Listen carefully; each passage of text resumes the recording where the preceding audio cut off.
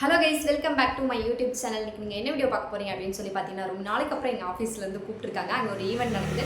So அதுக்கு தான் நான் வந்து இவ்வளோ அழகாக வந்து கிளம்பி ரெடியாக இருக்கேன். ஸோ நிறைய பேசாமல் வாங்க வீடியோக்குள்ளே போய் பார்க்கலாமா? வாங்க வீடியோக்குள்ளே போகலாம். நான்லாம் எழுந்திருக்கிறதே 8 மணிக்கு தாங்க. ஆனால் இன்றைக்கி நம்ம 8 மணிக்கெலாம் ஆஃபீஸில் இருக்கணும் அப்படின்றனால நான் காலையில் 6 மணிக்கெலாம் அலாரம் வச்சு எழுந்திரிச்சு நானும் குளிச்சு கிளம்பி ரெடி ஆகியாச்சு.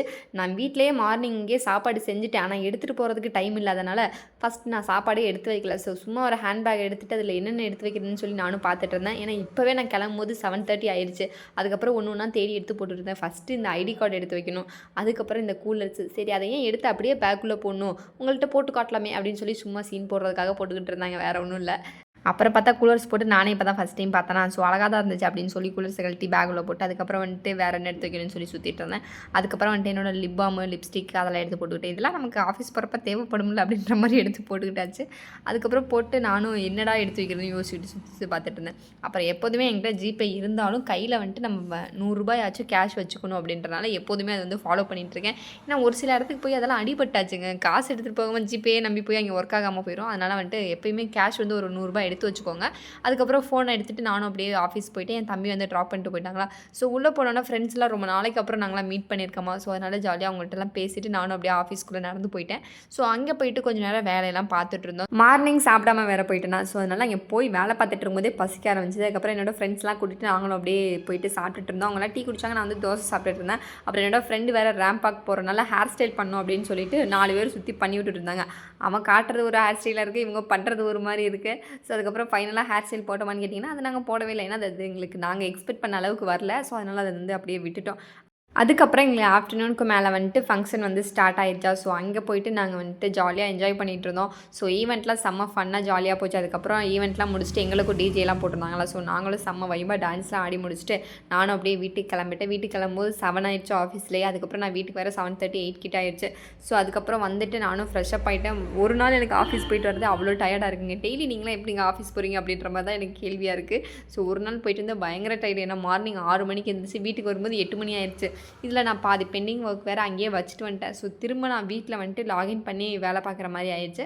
ஸோ ஃபஸ்ட்டு வந்து இந்த மேக்கப்லாம் ரிமூவ் பண்ணிவிட்டு போயிட்டு ஃப்ரெஷ்அப் ஆகிட்டு வந்துடலான்ட்டு தான் நானும் போய் ஃப்ரெஷ்அப் ஆகிட்டு வந்தேன். ஃப்ரெஷ்அப் ஆகிட்டு ஒரு டீ போட்டு எடுத்துகிட்டு வந்து வச்சுட்டு அப்படியே திரும்ப லாகின் பண்ணி நானும் வேலையை பார்க்க வந்து ஸ்டார்ட் பண்ணிட்டேங்க.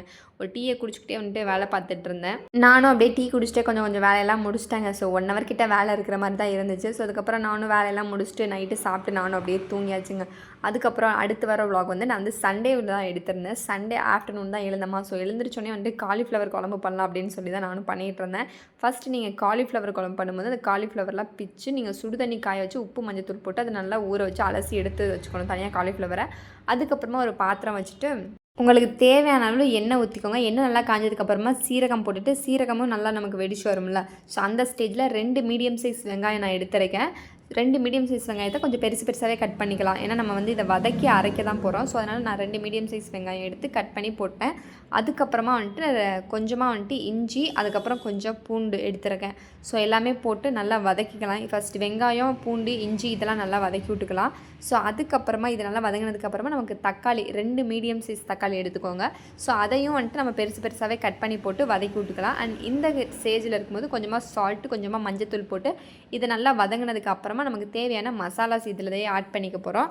ஸோ ஃபஸ்ட்டு வந்து நம்ம வீட்டிலேயே அரைச்ச குழம்பு மசாலா இருக்கும்ல, நம்ம வீட்டில் எப்போயுமே ரெடி பண்ணி வச்சுருப்பாங்களா. ஸோ அந்த மசாலாவை எடுத்து ஃபஸ்ட்டு ஒரு 2 டேபிள் ஸ்பூன் போட்டுக்கோங்க. அதுக்கப்புறமா நான் கொஞ்சமாக மட்டன் மசாலா ஆட் பண்ணிவிட்டு ஃபுல்லாக மிக்ஸ் பண்ணிவிட்டு அதுக்கப்புறம் ஒரு மூடி தேங்காய் திருவி இதிலே போட்டு நல்லா வதக்கிட்டு இதை நம்ம ஆற வைக்க போகிறோம். ஸோ ஆற வச்சு இதை நல்லா வந்து நல்ல பேஸ்ட் மாதிரி அரைச்சி எடுத்து வச்சுக்கோங்க. அதுக்கப்புறம் திரும்ப அதே பாத்திரத்தில் ஆயில் வந்து ஆட் பண்ணிக்கோங்க. ஸோ தேவையான அளவு எண்ணெய் ஊற்றி நமக்கு ஸ்பைசஸ்லாம் இருக்கும்ல, ஸோ அந்த ஸ்பைசஸ் போட்டு நம்ம அரைச்சி வச்சுருக்கோம்லங்க பேஸ்ட், அதை வந்து ஃபுல்லாக ஊற்றிட்டு லைட்டாக வந்து நம்ம வதக்கி விட்டுக்க போகிறோம்.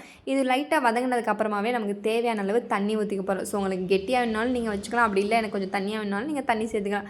நான் கொஞ்சம் மீடியம் அளவில் வச்சுக்கிட்டேன். அதுக்கப்புறம் நம்ம அலசி வச்சுருக்க காலிஃப்ளவர் எடுத்து போட்டு நான் காலிஃப்ளவர், உருளைக்கிழங்கும் இன்றைக்கி நான் வந்து குட்டி குட்டியாக கட் பண்ணி வச்சுருக்கேன். ஸோ 2மே போட்டு நம்ம செய்யும்போது டேஸ்ட் வந்து சூப்பராக இருக்கும். 2மே போட்டுட்டு அதுக்கப்புறம் நமக்கு தேவையான அளவு சால்ட்லாம் எல்லாமே கரெக்டாக இருக்கான்னு சொல்லி நீங்கள் செக் பண்ணி பார்த்துட்டு ஒரு பிளேட் வச்சு மூடி வச்சுருங்க. ஸோ அதுக்கப்புறம் நல்லா கொதிச்சதுக்கப்புறம் எடுத்து பார்த்திங்கன்னா சூப்பரான காலிஃப்ளவர் கிரேவி வந்து ரெடி ஆயிரும்.